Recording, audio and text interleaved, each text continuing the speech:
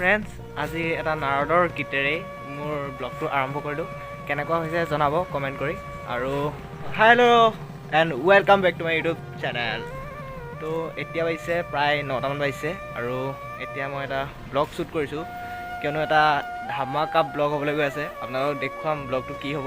তো বলক ভিডিঅ'টো আৰম্ভ কৰোঁ। তো ফ্ৰেণ্ডছ, এতিয়া ৰাতিখন অকলে 9টা বজাত খোজকাঢ়ি আহি আছোঁ। তো কৈ দিছোঁ আৰু ক'লে আহিছোঁ, মানে আজি যুৱ সংঘ সৌজন্যত আমাৰ গাঁৱত এখন ভাওনা পাতিছে। তো ভাওনাখন চাবলৈ আহিছোঁ। আৰু এয়া দেখিছে পিছফালে ৰাইজে চাকি জ্বলায়, মানে যেতিয়া ভাওনা পাতে আমাৰ গাঁৱত তেতিয়া সকলোৰে ঘৰত মানে এনেকৈ এগছি বন্তি জ্বলায়। আৰু বলক ভাওনা আজি দেখুৱাম। তো ফ্ৰেণ্ডছ, এয়া আমি পাই গ'লোহি আমাৰ ডেষ্টিনেশ্যন। আৰু এনেও গাঁৱলীয়া লোকসকল ভাওনা বুলি ক'লে বলিয়া বুলি জানেই, তো অলপ সোনকালে আহিলোঁ। আৰু এয়া হৈছে আমাৰ গাঁৱৰ বৰনামঘৰ। আৰু এয়া বৰনামঘৰ কিনাৰতে এটা ৰংগমঞ্চ আছে, আৰু এই ৰংগমঞ্চতে ভাওনা প্ৰদৰ্শন কৰা হ'ব।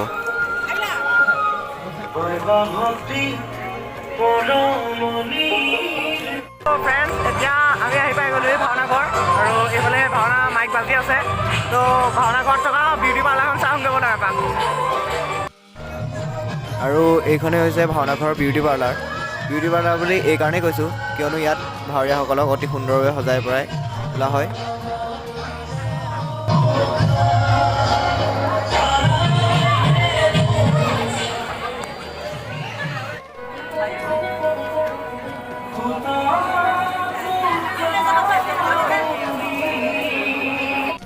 ফ্ৰেণ্ডছ, এতিয়া মই ভাৱৰীয়াসকলৰ মনোভাৱটো জানিবলৈ চেষ্টা কৰিম, তেওঁলোকৰ আজি কেনেকুৱা লাগিছে।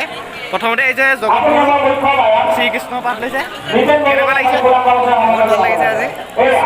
তো বহুত ভাল লাগিছে আজি। এতিয়া আহিছোঁ ওচৰতে।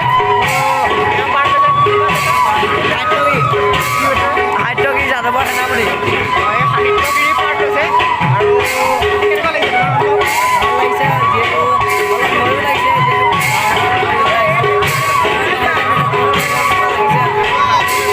অলপ ভয়ো লাগিছে, ভালো লাগিছে, পুৰা এক্সাইটমেণ্টত আছে।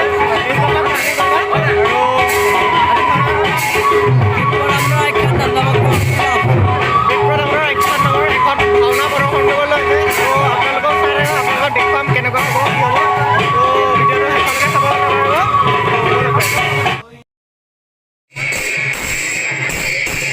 আৰু এইফালে এয়া ভকতসকলে সুন্দৰভাৱে বৰ ধেমালি পৰিৱেশন কৰি আছে। চাওক ভকতসকলে কিদৰে সুন্দৰভাৱে পৰিৱেশন কৰিছে। ৱাও, মানুহ চাওক গাইজ, প্ৰায় সকলোবোৰ গাঁৱৰ মানুহে আহিছে যেন লাগিছে।